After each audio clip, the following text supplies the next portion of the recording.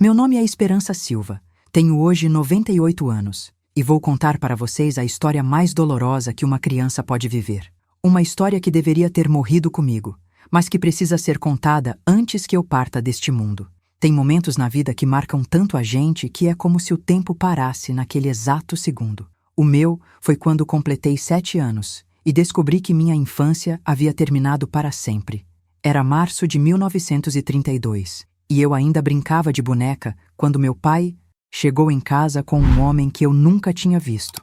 Um homem de 45 anos, com olhos que pareciam devorar tudo que olhavam, mãos grossas como raízes de árvore velha e um sorriso que me fazia querer me esconder debaixo da cama.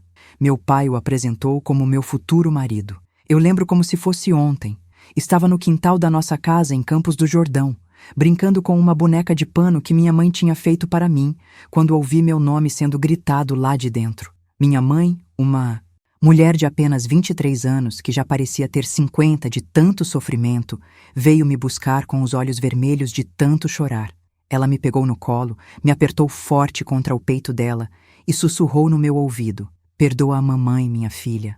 Perdoa a mamãe."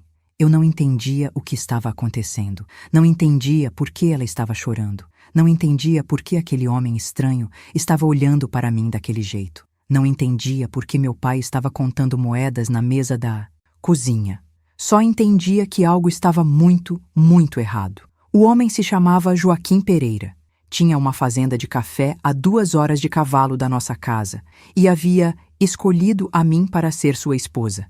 Meu pai, um homem destruído pelo álcool e pelas dívidas, havia vendido sua própria filha por 200 mil réis e 2 vacas leiteiras. Eu era o pagamento de uma dívida que ele tinha contraído no jogo. Uma criança de 7 anos sendo trocada como se fosse um objeto, como se fosse menos que um animal. Joaquim me olhava como um fazendeiro olha para uma bezerra que vai criar para depois usar.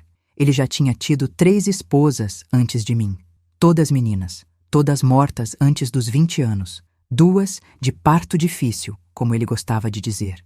Uma terceira de tristeza no coração, segundo os vizinhos. Mas eu só fui descobrir isso depois, quando já era tarde demais para fugir.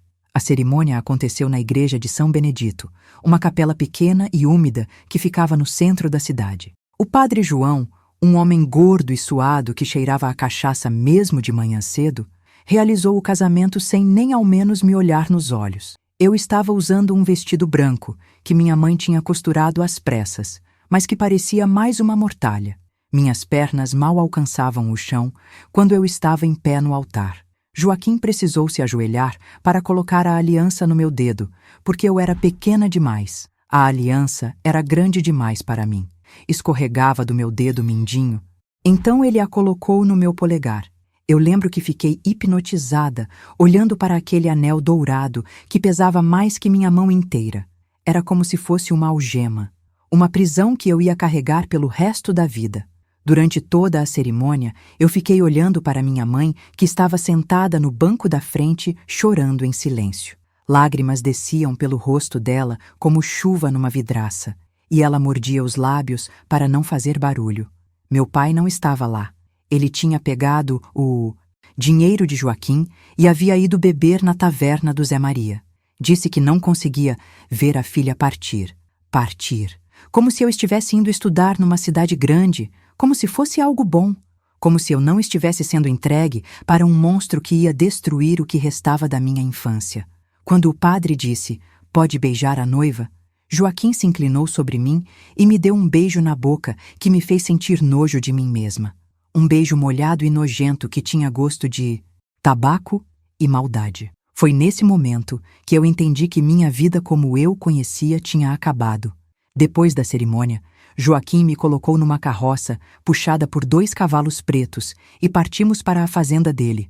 Durante todo o trajeto, eu fiquei olhando para trás, vendo minha casa ficar cada vez menor, até desaparecer completamente atrás das montanhas.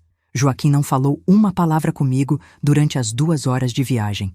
Ele só assobiava uma música que eu não conhecia, e de vez em quando me olhava de lado com aquele sorriso que me fazia sentir como se insetos estivessem caminhando pela minha pele. O sol estava se pondo quando chegamos à fazenda Pedra Negra. Era uma propriedade grande, com uma casa de madeira e pedra que mais parecia uma prisão. As janelas eram pequenas e tinham grades de ferro. A porta da frente era pesada como a porta de uma igreja antiga. E tinha um silêncio naquele lugar que era diferente do silêncio normal. Era um silêncio pesado, carregado, de segredos e sofrimento. Quando descemos da carroça, Joaquim me pegou no colo como se eu fosse um saco de farinha e me levou para dentro da casa. A casa cheirava a mofo, suor e algo que eu não conseguia identificar, mas que me dava ânsia de vômito. Era o cheiro da maldade, eu acho. O cheiro de coisas ruins que aconteceram ali dentro por muitos anos. Ele me levou direto para o quarto que seria nosso, um cômodo escuro com uma cama de casal que ocupava metade do espaço. Tinha uma janela pequena com vista para o curral, de onde eu podia ouvir o mugido das vacas e o relinchar dos cavalos. Joaquim me colocou em pé ao lado da cama e disse as primeiras palavras que me dirigiu como marido. Agora você é minha, pequena, minha para sempre, e eu vou te ensinar como uma esposa deve se comportar. Naquela primeira noite, eu aprendi que existem tipos de dor que nenhuma criança deveria conhecer. Tipos de humilhação que marcam a alma para sempre. Tipos de medo que fazem a gente querer parar de existir. Joaquim me ensinou coisas que uma menina de 7 anos não deveria nem saber que existiam. Me machucou de maneiras que deixaram cicatrizes que nunca sararam, nem no meu corpo, nem na minha alma. Eu gritei tanto que minha voz ficou rouca por uma semana. Chorei tanto que não saíam mais lágrimas dos meus olhos. E quando tudo acabou, quando ele finalmente dormiu do meu lado roncando como um porco, eu fiquei acordada a noite inteira, olhando para o teto e pensando que eu queria morrer. Queria que Deus me levasse dali. Queria sumir do mundo como se eu nunca tivesse existido. Mas Deus não me levou. E eu tive que aprender a sobreviver no inferno que minha vida tinha se tornado. Tive que aprender a não chorar quando Joaquim me machucava, porque isso só fazia ele ficar mais violento. Tive que aprender a não falar, porque tudo o que eu dizia, ele usava para me humilhar depois. Tive que aprender a me esconder dentro de mim mesma, criar um lugar, na minha mente, onde ele não podia me alcançar. Um lugar onde eu ainda era a esperança, a menina de 7 anos que brincava de boneca e acreditava que o mundo era bom. Mas esse lugar foi ficando cada vez menor, cada vez mais distante, até que um dia eu não consegui mais encontrá-lo. Delas, sem questionar. Ele acordava todo dia às 5 da manhã com o canto do galo, e a primeira coisa que fazia era me acordar também. Não com carinho, não com um toque suave no ombro como minha mãe costumava fazer. Ele me acordava puxando meu cabelo com força, me arrastando da cama ainda sonolenta e me empurrando para a cozinha. Esposa trabalha, ele dizia com aquela voz grossa que soava como pedras se chocando. Esposa serve o marido. E assim começavam meus dias de inferno. Na cozinha, eu tinha que preparar o café dele, servir pão com manteiga e esquentar a água para o banho. Minhas mãos eram pequenas demais para segurar direito a chaleira de ferro, e várias vezes eu me queimei com a água fervente. Joaquim ria quando isso acontecia. Ria da minha dor como se fosse a coisa mais engraçada do mundo. Está aprendendo, ele dizia. Dor ensina melhor que qualquer professor. Depois do café, ele saía para cuidar da fazenda, e eu ficava sozinha na casa com uma lista de tarefas que uma criança de 7 anos jamais deveria ter que fazer. Varrer o chão, lavar a roupa no tanque, cuidar das galinhas, preparar o almoço. Se alguma coisa não estivesse do jeito que ele queria quando voltasse, eu apanhava. Se estivesse tudo perfeito, eu apanhava mesmo assim, só porque ele estava de mau humor. A casa era grande demais para uma criança cuidar sozinha. Tinha 5 quartos, uma sala comprida, cozinha, despensa e um porão onde Joaquim guardava as ferramentas e outras coisas. Coisas que eu só descobri depois e que me fizeram entender que eu não era a primeira menina a sofrer naquela casa. No porão, escondido atrás de uns sacos de milho, tinha um baú velho com fotografias, roupas pequenas e bonecas quebradas. Bonecas que pertenceram às outras esposas de Joaquim. Eu encontrei esse tesouro macabro numa tarde, quando estava procurando uma panela que ele disse que estava guardada lá embaixo. Entre as fotografias, vi o rosto de 3 meninas que não deviam ter mais que 10 anos cada uma. Todas usando vestidos de noiva. Todas com o mesmo olhar vazio que eu via no espelho todos os dias. Todas mortas, segundo Joaquim havia me contado uma noite quando estava bêbado e sentimental. Maria, a primeira, tinha sido esposa dele dos 8 aos 14 anos. Morreu no parto do terceiro filho. Joaquim me contou isso como se fosse algo normal, como se fosse natural uma menina de 14 anos morrer tentando dar à luz. Ana, a segunda, viveu com ele dos 9 aos 16 anos. Ficou louca, ele dizia. Começou a falar sozinha, a gritar no meio da noite, a se bater na parede. Morreu afogada no açude da fazenda numa manhã de inverno. Acidente, ele sempre frisava, mas o jeito que ele sorria quando contava me fazia pensar diferente. E Carmen, a terceira, que foi esposa dele dos 7 aos 15 anos. Essa foi a que mais me assombrou, porque Joaquim falava dela com um carinhozinho nojento na voz. Era igual você, ele me dizia, passando a mão áspera no meu rosto. Pequenininha, obediente, sabia seu lugar. Carmen morreu de tristeza no coração, segundo ele. Mas eu sabia que nenhuma menina morre de tristeza. Carmen morreu porque não aguentou mais viver. E se essa história estiver tocando você de verdade até aqui, se sentir que ela precisa chegar a mais pessoas, clique em Valeu Demais para apoiar. É assim que essas palavras de dor, mas também de força, chegam a quem precisa ouvir que é possível sobreviver ao insuportável. Durante o dia, quando Joaquim estava trabalhando na lavoura, eu tentava encontrar pequenos momentos de alívio. Gostava de ficar no quintal conversando com as galinhas, fingindo que elas me entendiam e que se importavam comigo. Tinha uma galinha carijó que eu chamei de Esperancinha, que sempre vinha comer milho na minha mão. Ela era minha única amiga naquele lugar maldito.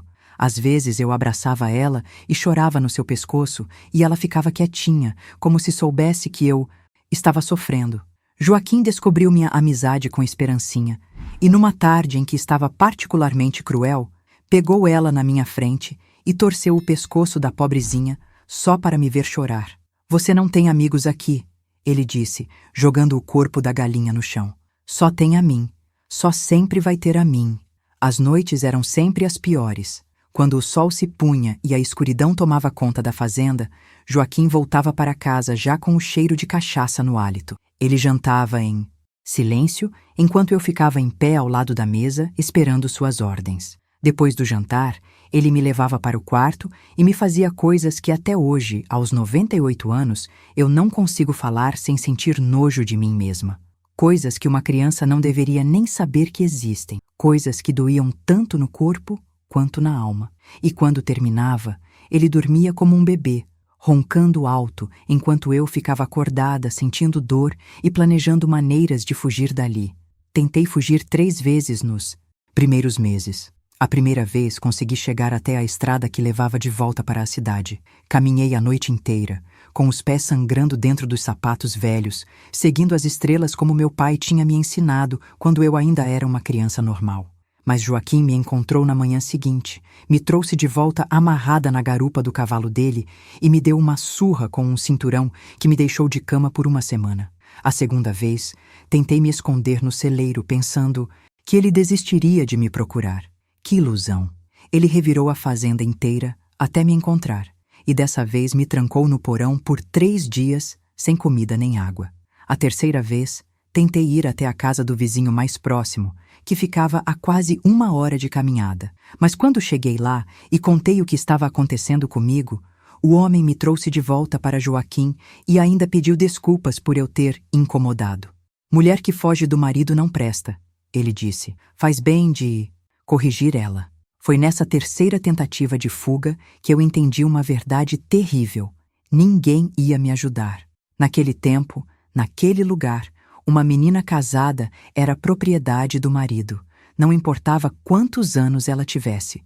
Não importava o que ele fizesse com ela. Não importava se ela estava morrendo por dentro. A sociedade aceitava, a igreja abençoava e as autoridades faziam vista grossa. Eu estava sozinha no mundo. E minha única opção era aprender a sobreviver ou morrer tentando. Então eu parei de tentar fugir e comecei a planejar algo diferente. Comecei a planejar como fazer Joaquim pagar por tudo que ele estava fazendo comigo. Comecei a sonhar com vingança. Os meses foram passando e eu fui mudando por dentro. A menina Esperança, que brincava de boneca e acreditava na bondade das pessoas, foi morrendo aos poucos. Em seu lugar, nasceu uma outra pessoa. Uma pessoa mais fria, mais calculista, mais disposta a fazer qualquer coisa para sobreviver. Eu aprendi a mentir sem piscar, a fingir que não sentia dor quando Joaquim me machucava, a esconder meus planos por trás de um sorriso falso. Aprendi que lágrimas só encorajavam ele a ser mais cruel. Então parei de chorar. Aprendi que reclamar só piorava a minha situação. Então fiquei quieta. E mais importante, aprendi a observar Joaquim. Aprendi seus hábitos, suas fraquezas, seus medos. Porque eu sabia que um dia eu ia usar tudo isso contra ele. Crescer.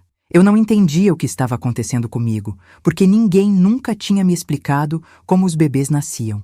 Só sabia que estava sempre com enjoo, que minha barriga doía, e que Joaquim ficava olhando para mim com um brilho diferente nos olhos, um brilho de satisfação, como se eu fosse uma égua que havia emprenha do bem. Você vai me dar um filho, ele dizia, passando a mão na minha barriga com uma delicadeza falsa. Um menino forte para trabalhar na fazenda. E quando ele dizia isso, eu sentia um frio na espinha, porque sabia que se eu tivesse mesmo um filho, eu jamais conseguiria fugir dali. Um bebê seria uma corrente ainda mais forte me prendendo àquele inferno.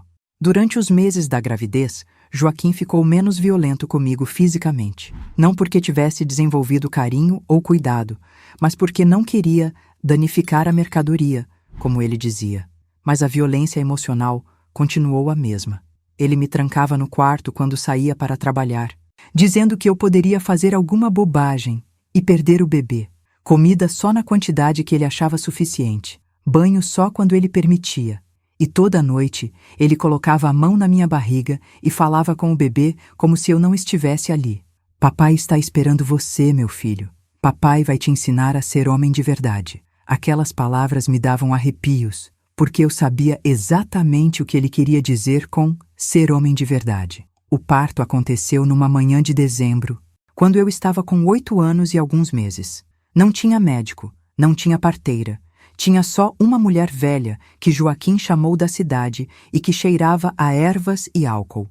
Dona Benedita, ela se chamava, e tinha assistido o nascimento de todas as crianças da região nos últimos 30 anos. Ela me olhou com pena quando chegou, porque sabia que uma menina da minha idade não deveria estar passando por aquilo. Isso não está certo, ela murmurou para Joaquim quando pensou que eu não estava ouvindo. Isso é pecado diante de Deus. Mas Joaquim só riu e ofereceu mais dinheiro para ela ficar quieta. Deus não paga minhas contas, ela respondeu, mas ficou mesmo assim. A dor do parto foi indescritível.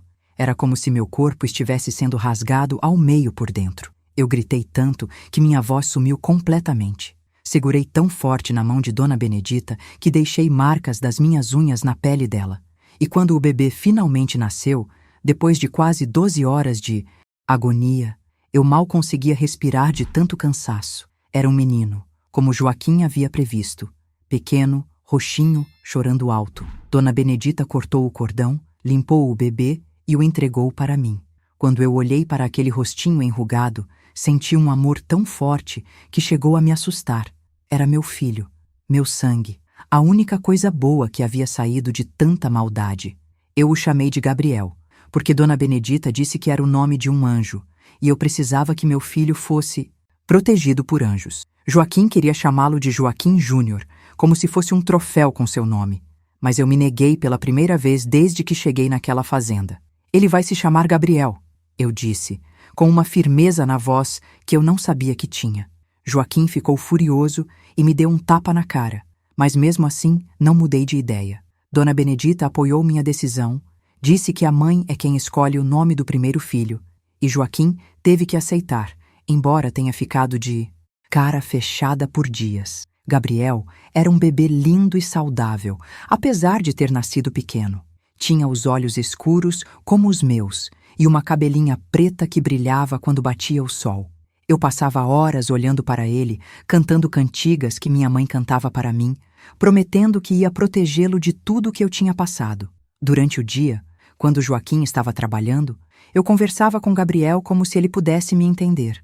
Contava para ele sobre minha mãe, sobre minha casa antes, sobre o mundo lá fora que ele um dia conheceria. E eu jurava para ele, mesmo sabendo que era só um bebê, que eu ia encontrar um jeito de tirá-lo dali, que ele não ia crescer naquela fazenda de horrores, que ele ia ter uma vida diferente da minha. Mas Joaquim tinha outros planos. Conforme Gabriel foi crescendo, Joaquim começou a falar sobre educar o menino direito, sobre ensinar ele a ser homem. E quando Gabriel completou 6 meses, eu entendi o que Joaquim realmente queria dizer. Numa manhã, encontrei Joaquim no quarto de Gabriel, segurando uma cinta de couro. Tem que acostumar desde pequeno, ele disse quando me viu na porta. Homem que não apanha quando criança vira fraco quando adulto. Gabriel estava chorando no berço e Joaquim levantou a cinta para bater nele. Foi nesse momento que algo se quebrou dentro de mim. Algo que vinha se rachando desde o dia que cheguei naquela fazenda finalmente se partiu completamente. Eu me joguei em cima de Joaquim como uma fera selvagem. Mordi, arranhei, gritei. Lutei com todas as forças que eu tinha. Ele era muito maior e mais forte que eu, mas o desespero de uma mãe defendendo seu filho me deu uma força que eu não sabia que existia. Você não vai tocar nele, eu gritava. Você não vai fazer com ele o que fez comigo. Joaquim ficou tão surpreso com minha reação que demorou alguns segundos para reagir. Quando reagiu, me deu uma surra que me deixou desacordada. Mas Gabriel não apanhou naquele dia. E eu sabia que tinha ganhado uma pequena vitória. Se você está sentindo essa dor junto comigo, se está percebendo que algumas lutas valem todas as cicatrizes, clique em "Valeu demais" para me apoiar. Porque compartilhar essa dor também é dividir a força que nasceu dela. Depois desse dia, minha relação com Joaquim mudou completamente. Ele percebeu que eu não era mais a menina assustada de 7 anos que ele havia comprado. Eu tinha virado uma mulher disposta a matar ou morrer para proteger seu filho. E isso o incomodava. Ele começou a me vigiar mais, a me trancar no quarto com Gabriel quando saía, a esconder todas as facas e ferramentas da casa. Você está ficando perigosa, ele me disse uma noite, e mulher perigosa não serve para nada. Foi nesse momento que eu soube que meus dias naquela fazenda estavam contados. Ou eu encontrava um jeito de sair dali com Gabriel, ou Joaquim ia se livrar de mim como tinha se livrado das outras. Foi então que eu conheci o Padre Miguel. Ele era um padre jovem, recém-chegado da capital, que havia sido designado para cuidar da igreja de São Benedito. Diferente do Padre João, que era corrupto e conivente com as maldades da região, Padre Miguel tinha olhos limpos e um coração que ainda acreditava na bondade. Ele apareceu na fazenda numa tarde de sábado, dizendo que estava fazendo visitas para conhecer os paroquianos. Joaquim o recebeu com desconfiança, mas não podia mandar embora um padre sem parecer ímpio diante da comunidade. Durante a visita, enquanto Joaquim mostrava a fazenda para o padre, eu consegui ficar sozinha com ele por alguns minutos na cozinha. Gabriel estava no meu colo, e Padre Miguel comentou como ele era um bebê bonito. "A senhora parece muito jovem para ser mãe", ele disse, me olhando com curiosidade. "Quantos anos a senhora tem?" Eu olhei em volta para ter certeza de que Joaquim não estava ouvindo e sussurrei. 9 anos, padre, e preciso da sua ajuda." A cara de horror que passou pelo rosto dele me disse tudo o que eu precisava saber. Finalmente, alguém entendia que o que estava acontecendo comigo estava errado. Aparentemente inocentes. Ele me perguntou sobre minha primeira comunhão, sobre a escola, sobre brincadeiras de criança, e minhas respostas deixaram claro que eu ainda era praticamente um bebê quando fui forçada a me casar. Os olhos dele se encheram de lágrimas quando ele entendeu a dimensão do horror que eu estava vivendo. "Minha filha", ele murmurou quando Joaquim saiu para buscar água no poço. "Isso é uma abominação diante de Deus. Nenhuma criança deveria passar por isso."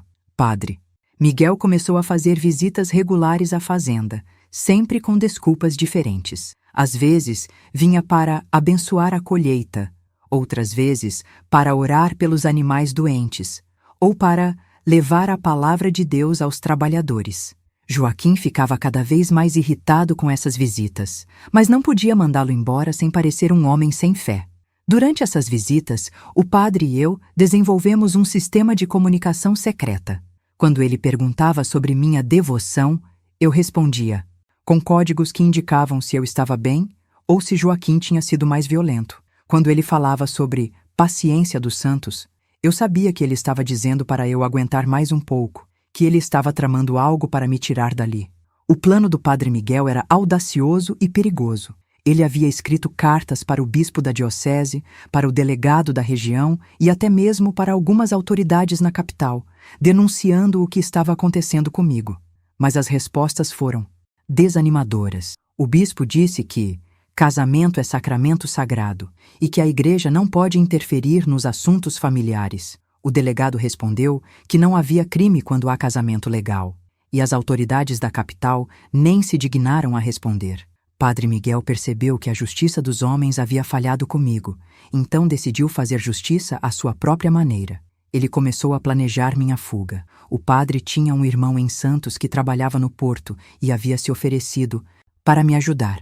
O plano era simples. Numa noite de domingo, depois da missa, Padre Miguel viria me buscar junto com Gabriel e nos levaria para a cidade. De lá, pegaríamos um trem para Santos, onde o irmão dele nos esconderia até encontrarmos uma forma de recomeçar a vida. Era um plano arriscado, porque se fôssemos descobertos, Joaquim certamente mataria tanto a mim quanto ao padre. Mas era a única chance que eu tinha de salvar meu filho da vida de horror que o esperava naquela fazenda. Durante semanas, fingi ser a esposa obediente enquanto planejava secretamente minha fuga. Observei os hábitos de Joaquim, memorizei seus horários, aprendi quando ele dormia mais pesado. Aos domingos, ele sempre bebia mais que o normal depois da missa. Então, esse seria o melhor momento para fugir. Eu já tinha preparado uma trouxa pequena com as roupas de Gabriel e alguns pertences meus. Escondi tudo debaixo do colchão, junto com um pouco de dinheiro que consegui juntar vendendo ovos. Na cidade, quando Joaquim me levava para fazer compras. Se essa luta por liberdade está tocando seu coração, se você consegue sentir o desespero de uma mãe lutando pelo filho, clique em Valeu Demais para apoiar essa história. Porque às vezes, compartilhar nossa dor é a única forma de transformá-la em força. Chegou o domingo marcado para a fuga. Era uma noite de lua nova, perfeita para passar despercebida pelas estradas. Joaquim havia bebido mais que o normal durante o jantar e estava roncando alto no quarto. Gabriel estava dormindo profundamente no berço ao lado da nossa cama. Eu esperei até ter certeza de que Joaquim estava em sono profundo. Então me levantei devagar, peguei Gabriel no colo e caminhei na ponta dos pés até a porta. Meu coração estava batendo tão forte que eu tinha certeza de que ia acordar a fazenda inteira. Cada tábua do chão que rangia soava como um trovão para mim. Cada respiração que eu dava parecia um grito. Consegui sair da casa sem acordar Joaquim e caminhei pelo quintal em direção à estrada. Padre Miguel havia prometido me esperar na encruzilhada que ficava a 15 minutos de caminhada da fazenda. Gabriel continuava dormindo no meu colo, pesado e quentinho. Eu sussurrava para ele enquanto caminhava. Vamos embora, meu anjo. Mamãe vai te levar para um lugar onde ninguém vai te machucar, onde você vai poder ser criança de verdade. A noite estava silenciosa.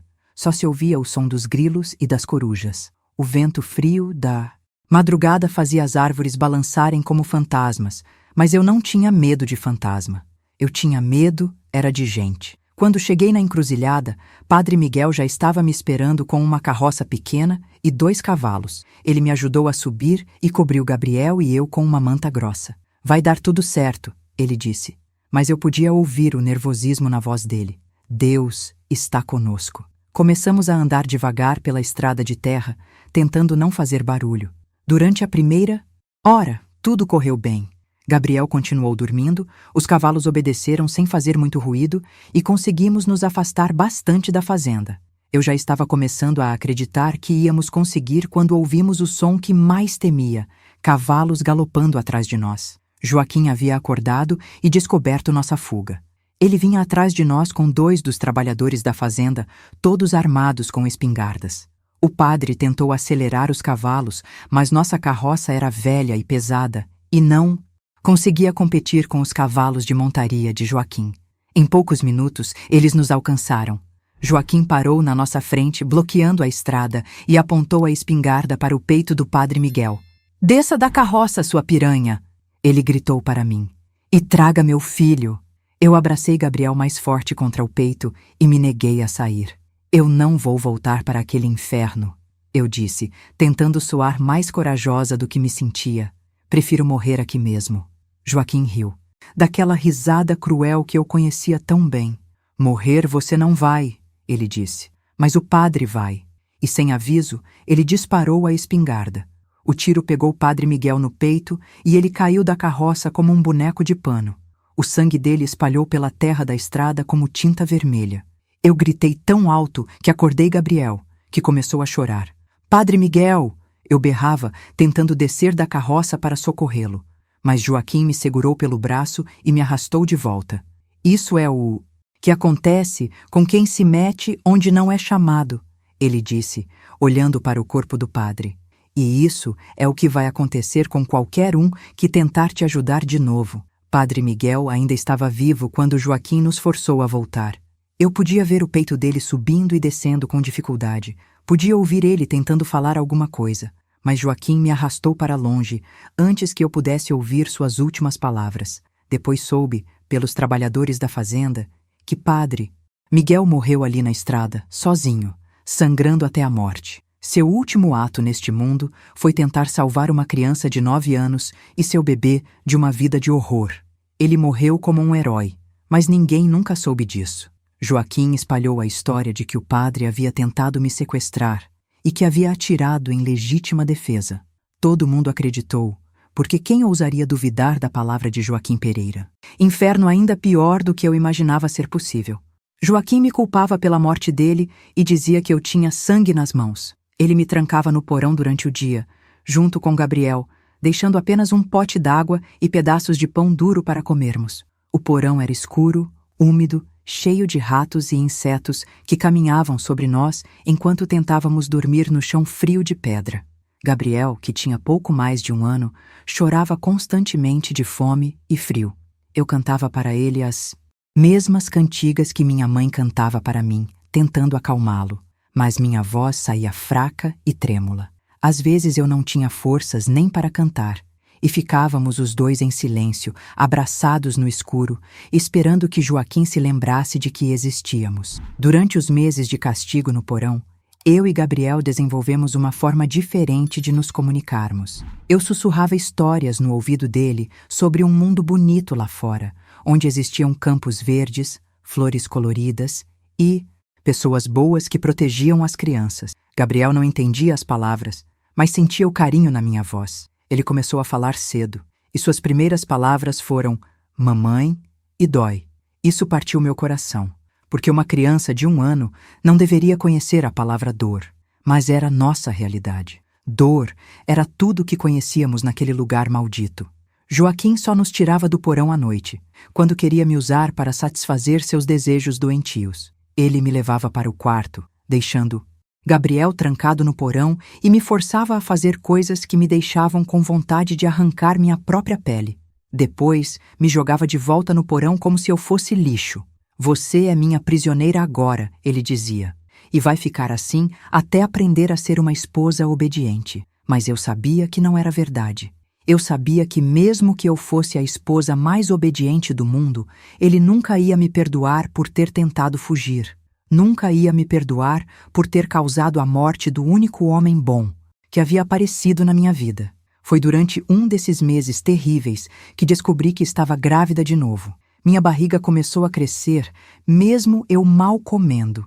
Meu corpo, que ainda era praticamente de criança, ia gerar outro filho naquele inferno. Quando contei para Joaquim, ele ficou estranhamente feliz. Mais um filho para trabalhar na fazenda, ele disse, esfregando as mãos. E dessa vez você não vai tentar fugir, porque agora tem 2 motivos para ficar. Ele nos tirou do porão naquele dia, mas a liberdade veio com um preço. Ele amarrou uma corrente no meu tornozelo, uma corrente pesada que me prendia à parede do quarto. Eu podia andar até a cozinha para cozinhar e até o quintal para buscar água, mas não podia sair da propriedade. Gabriel, que então tinha quase 2 anos, ficava sempre perto de mim, com medo de ser separado da sua única fonte de proteção. A segunda gravidez foi ainda pior que a primeira. Meu corpo estava fraco pela falta de comida adequada e pelos meses no porão úmido. Eu vomitava constantemente, tinha tonturas, e minhas pernas incharam tanto que mal conseguia andar. Gabriel tentava me ajudar do jeito que uma criança de 2 anos pode ajudar. Ele trazia água em suas mãozinhas pequenas, me abraçava quando eu chorava e ficava quietinho quando eu precisava descansar. Era uma criança cuidando de outra criança, porque eu ainda tinha apenas 10 anos e não sabia nada sobre gravidez ou maternidade. Tudo que eu sabia, havia aprendido na dor e na experiência. O segundo filho nasceu numa noite de tempestade, em maio de 1934. Desta vez, nem Dona Benedita veio me ajudar. Joaquim disse que ela havia pedido dinheiro demais na última vez e que, mulher que já teve filho uma vez, não precisa de ajuda para ter outro. Eu tive que dar à luz sozinha, no quarto escuro, apenas com Gabriel me fazendo companhia. A dor foi terrível, mas o que mais me assustou foi o silêncio. Quando o bebê nasceu, ele não chorou. Ele saiu roxo, quieto, mole como um bonequinho de pano. Eu tentei fazê-lo respirar, assoprei em sua boquinha, bati nas suas costinhas, mas ele não reagiu. Meu segundo filho tinha nascido morto. Segurei aquele corpinho pequeno e frio contra o peito e chorei como nunca havia chorado na minha vida. Não eram apenas lágrimas de tristeza pela perda do bebê. Eram lágrimas de alívio também, porque eu sabia que ele estava livre. Livre de uma vida de sofrimento naquela fazenda maldita. Livre de ter Joaquim como pai. Livre de carregar o peso de ter sido concebido no estupro e na violência. Deus te levou para um lugar melhor, meu anjo. Eu sussurrei para ele. Um lugar onde ninguém vai te machucar. Gabriel, mesmo sendo tão pequeno, pareceu entender que algo terrível havia acontecido. Ele se aproximou de mim e passou sua mãozinha pequenininha no rosto do irmão morto, como se estivesse se despedindo. Quando Joaquim descobriu que o bebê havia nascido morto, ele ficou furioso. Comigo. Você matou meu filho! Ele gritava, me dando tapas na cara. Você matou ele de propósito! Eu tentei explicar que havia tentado salvá-lo, que havia feito tudo o que podia, mas ele não queria ouvir. Ele estava convencido de que eu havia causado a morte do bebê por vingança. E talvez ele tivesse razão. Talvez, em algum lugar do meu subconsciente, eu tenha desejado que aquele bebê não sobrevivesse ao horror que o esperava. Talvez meu próprio corpo tenha se recusado a trazer outra vida para aquele inferno. Nunca vou saber com certeza, mas carrego essa culpa até hoje. Joaquim enterrou o bebê no quintal da fazenda, debaixo de uma árvore de jabuticaba, sem cerimônia, sem padre, sem nem ao menos um caixãozinho adequado. Apenas o embrulhou numa manta velha e cavou um buraco no chão. Filho que nasce morto não merece funeral, ele disse. Mas eu sabia que meu filho merecia melhor que aquilo. Todas as noites, depois que Joaquim dormia, eu me arrastava com a corrente até a janela e olhava para a árvore onde meu bebê estava enterrado. Rezava para ele, pedia para Deus cuidar da alminha dele. Prometia que um dia eu ia dar a ele um enterro decente. Era uma promessa que eu pretendia cumprir, se um dia saísse viva daquela fazenda. Os anos que se seguiram foram uma rotina de sobrevivência e planejamento. Gabriel crescia vendo apenas violência e medo, mas eu tentava proteger sua inocência como podia. Inventava histórias sobre lugares bonitos, sobre pessoas boas, sobre um futuro diferente que nos esperava lá fora. Ele era uma criança inteligente e sensível, e mesmo pequeno, já entendia que nossa vida não era normal. Mamãe, ele me perguntou uma vez quando tinha uns 4 anos, por que o papai é mal com você? Eu não soube o que responder. Como explicar para uma criança que seu pai era um monstro? Como preservar a inocência dele sem mentir sobre nossa realidade? Testemunhar. Aos 5 anos, ele já sabia que precisava ficar quietinho quando o papai chegava bêbado em casa. Já sabia que não devia chorar quando eu aparecia com marcas roxas no rosto. Já sabia que o mundo era dividido entre aqueles que machucam e aqueles que apanham, e que nós éramos do segundo tipo. Eu tentava protegê-lo como podia, mas é impossível esconder a violência quando ela acontece dentro da mesma casa onde você dorme. Gabriel desenvolvia pesadelos terríveis. Acordava, gritando no meio da noite, e quando eu perguntava o que tinha sonhado, ele dizia que via monstros querendo machucar a mamãe. Os monstros eram reais, mas eram humanos. Joaquim começou a educar Gabriel, seguindo o mesmo padrão que havia usado com as crianças das esposas anteriores. Batia nele por qualquer motivo. Se Gabriel chorasse, apanhava. Se fizesse barulho, apanhava. Se tentasse me defender quando Joaquim estava sendo violento comigo, apanhava ainda mais. Homem não pode ser fraco, Joaquim dizia, usando o cinturão nas perninhas magras do meu menino. Homem que não apanha quando criança vira mulherzinha. Eu implorava, gritava, tentava me colocar entre eles, mas a corrente no meu tornozelo me impedia de proteger meu filho adequadamente. Gabriel aprendia a não chorar quando apanhava, mas eu via a dor nos seus olhinhos, via sua alma de criança sendo destroçada pedaço por pedaço. Foi durante esses anos terríveis que algo dentro de mim mudou definitivamente. A menina Esperança, que ainda existia em algum cantinho da minha alma, morreu de vez. Em seu lugar, nasceu uma mulher fria, calculista, capaz de qualquer coisa para proteger seu filho. Comecei a estudar Joaquim como um predador estuda sua presa. Aprendi que ele tinha medo de tempestades e se escondia debaixo da cama quando trovejava forte. Aprendi que ele guardava dinheiro numa lata enterrada atrás do galinheiro.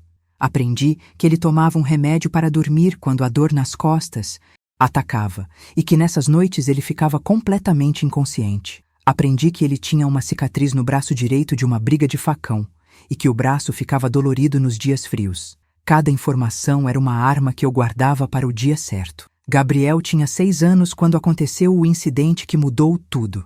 Era uma tarde de domingo e Joaquim estava particularmente embriagado e violento. Gabriel havia derrubado um copo d'água acidentalmente e Joaquim decidiu que isso merecia uma lição que ele nunca ia esquecer. Ele tirou o cinto e começou a bater em Gabriel com uma fúria que eu nunca havia visto antes. Gabriel gritava, implorava, tentava se proteger com as mãozinhas, mas Joaquim continuava batendo como um possesso. O sangue começou a escorrer das costas do meu menino, manchando a camisa rasgada. Foi quando eu vi Gabriel desmaiar de dor que algo se quebrou dentro de mim, para sempre. Eu me joguei em cima de Joaquim com uma força que veio diretamente do inferno. A corrente no meu pé se esticou até o limite, mas consegui alcançá-lo. Mordi o rosto dele, arranquei pedaços de carne com as unhas, tentei arrancar os olhos dele. "Eu vou te matar!" Eu gritava como uma fera selvagem. "Eu vou te matar se você tocar no meu filho de novo." Joaquim ficou tão surpreso que levou alguns segundos para reagir. Quando conseguiu me dominar, me deu uma surra que me deixou inconsciente por 2 dias. Mas quando acordei, vi que Gabriel estava vivo, estava respirando e que Joaquim estava com o rosto todo marcado pelas minhas unhas. Eu havia deixado minha marca no monstro. Se você já sentiu essa fúria materna, se entende o que é estar disposta a morrer pelo próprio filho, considere clicar em Valeu Demais para apoiar essa história, porque algumas lutas são maiores que nós mesmas e precisam ser contadas. A partir daquele dia, Joaquim mudou sua estratégia comigo. Ele percebeu que eu havia me tornado perigosa, que não era mais a menina assustada que ele podia controlar facilmente. Parou de me bater com tanta frequência, mas aumentou a tortura psicológica. Ameaçava matar Gabriel na minha frente se eu tentasse fugir de novo. Ameaçava vender o menino para outras fazendas se eu não fosse obediente. Ameaçava fazer coisas com Gabriel que eram ainda piores que a morte. E eu sabia que não eram ameaças vazias. Eu havia visto o que Joaquim era capaz de fazer. Havia visto como ele havia destruído 3 vidas, antes da minha. Então eu ficava quieta, fingia submissão, enquanto por dentro planejava sua destruição. Durante esses anos de aparente calma, desenvolvi um plano que levou anos para amadurecer, mas que era perfeito na sua simplicidade. Eu sabia que não podia fugir com Gabriel, porque Joaquim nos encontraria como havia encontrado na primeira vez. Eu sabia que ninguém ia nos ajudar, porque a sociedade inteira estava contra nós. Então eu decidi que a única solução era eliminar Joaquim de uma vez por todas. Não era mais uma questão de vingança, era uma questão de sobrevivência. Ou ele morria, ou meu filho cresceria para se tornar outro monstro como ele. E eu preferia morrer antes de deixar isso acontecer. Joaquim tinha o hábito de tomar chá de ervas todas as noites para ajudar a dormir. Era uma mistura que ele mesmo preparava com folhas que colhia no mato. Comecei a estudar as plantas da região, conversando com as mulheres mais velhas quando ele me levava para fazer compras na cidade. Aprendi sobre ervas medicinais, sobre plantas venenosas, sobre dosagens. Demorei 2 anos para ter certeza de que conhecia a planta certa. Comigo, ninguém pode.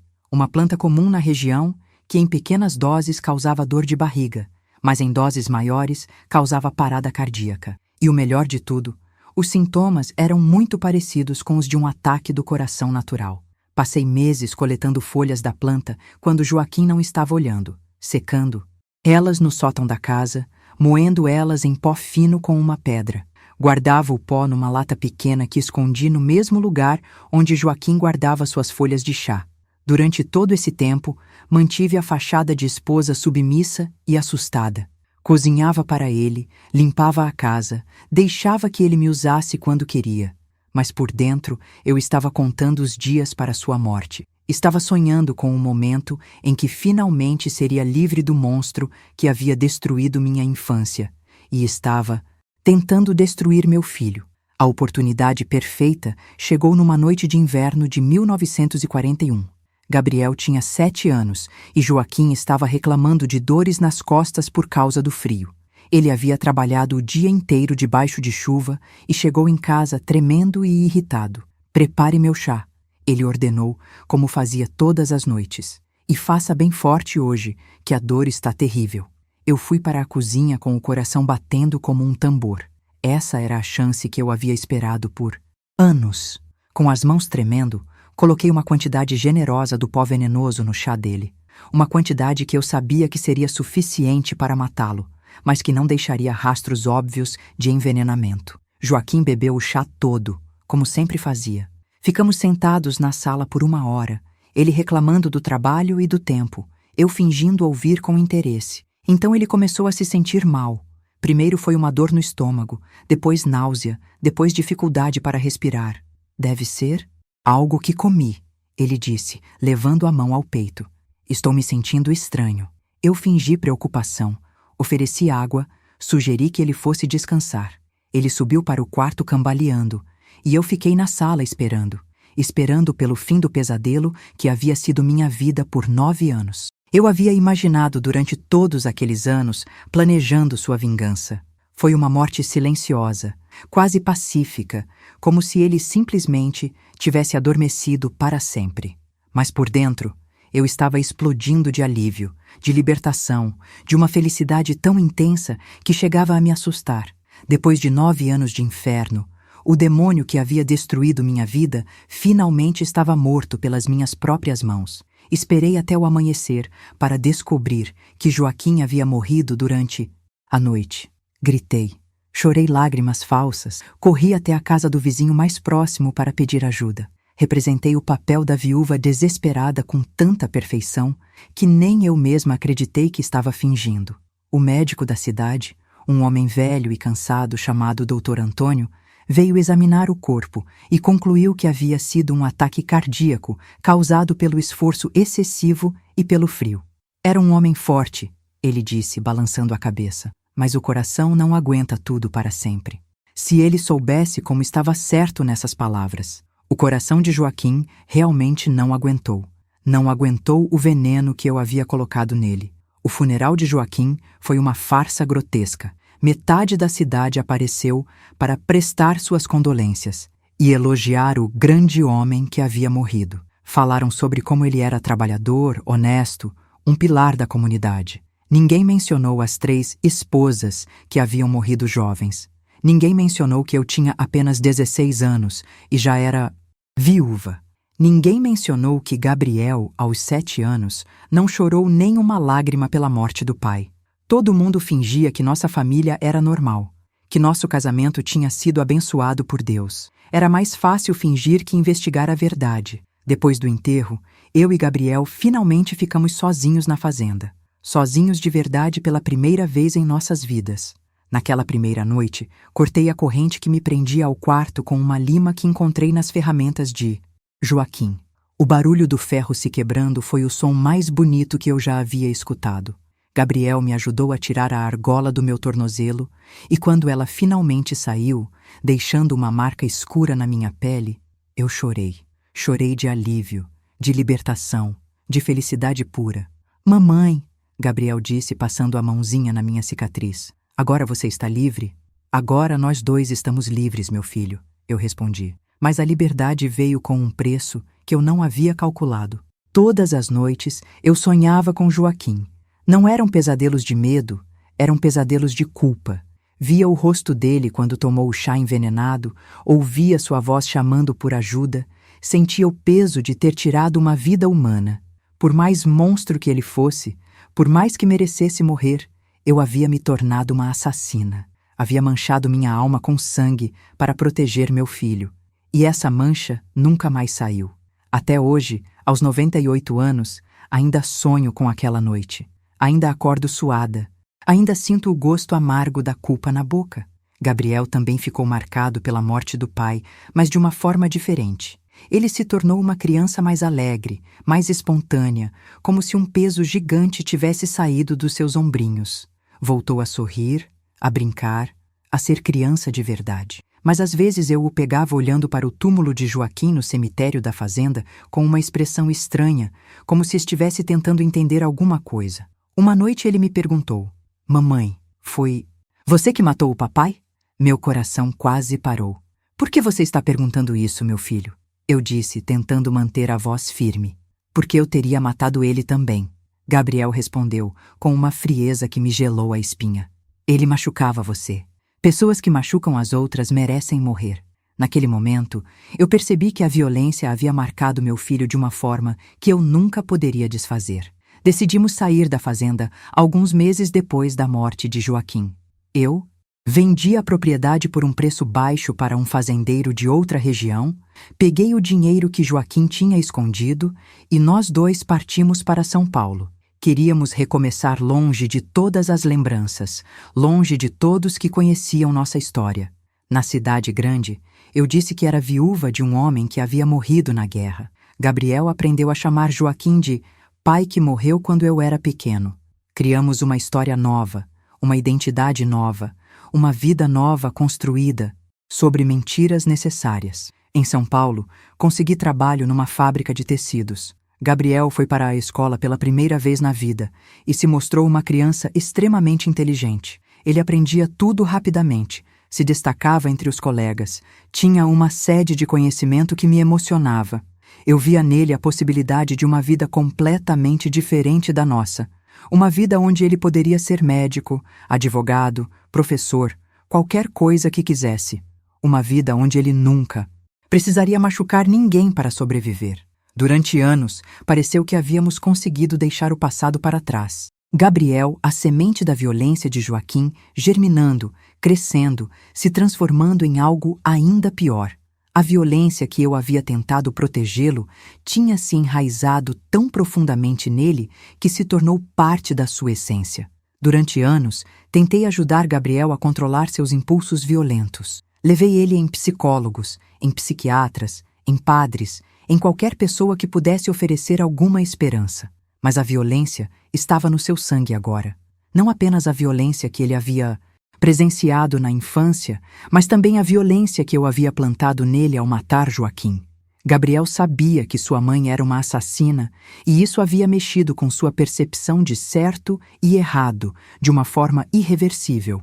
Para ele, matar era uma solução aceitável para resolver problemas. Era o que a mamãe tinha feito, então devia estar certo. Aos 25 anos, Gabriel matou sua primeira vítima. Foi uma mulher com quem ele estava se relacionando e que havia ameaçado deixá-lo.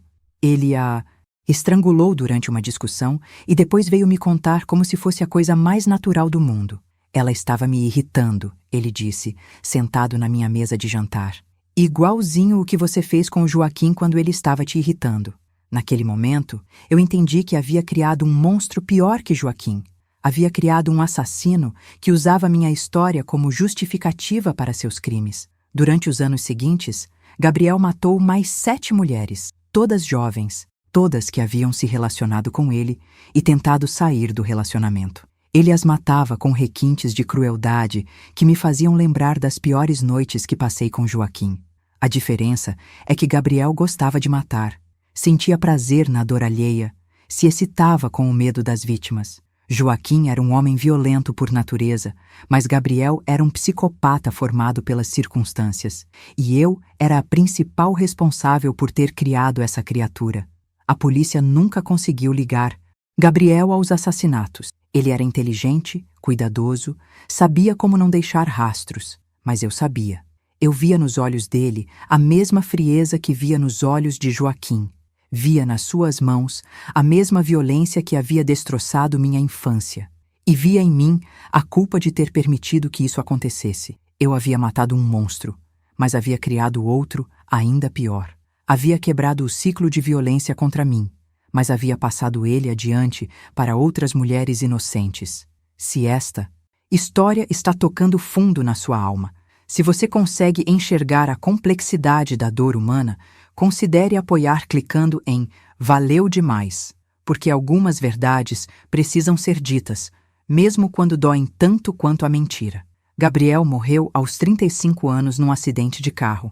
Estava dirigindo bêbado depois de matar sua 8ª vítima quando bateu numa árvore na estrada. A ironia é que ele morreu da mesma forma violenta que havia vivido. Quando recebi a notícia da morte dele, senti uma mistura de alívio e tristeza que me confundiu por anos. Alívio porque as mortes iam parar.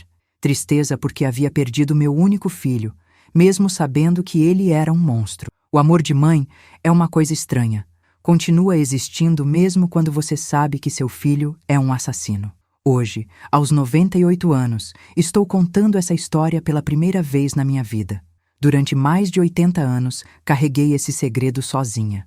Carreguei a culpa de ter matado Joaquim, a culpa de ter criado Gabriel, a culpa de ter falhado em quebrar o ciclo de violência que destruiu tantas vidas. Decidi contar tudo agora porque estou morrendo.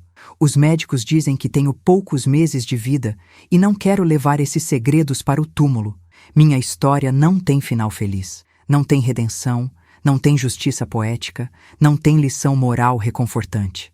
É apenas a história de uma menina que foi quebrada tão cedo que nunca conseguiu se reconstruir direito. Uma menina que se tornou assassina para proteger seu filho, mas acabou criando um monstro ainda pior.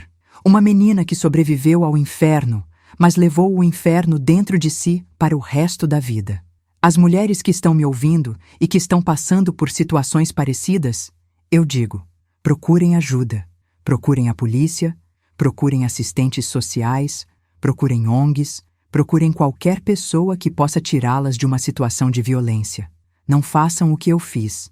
Não se tornem assassinas para resolver seus problemas, porque a violência gera mais violência, sempre. Minha vingança contra Joaquim pareceu doce por alguns anos, mas o preço que paguei foi muito alto. Perdi minha alma, perdi meu filho para a maldade e carreguei a culpa por 80 anos. Às mães que estão criando filhos em ambientes violentos, eu digo: tirem essas crianças daí o mais rápido possível.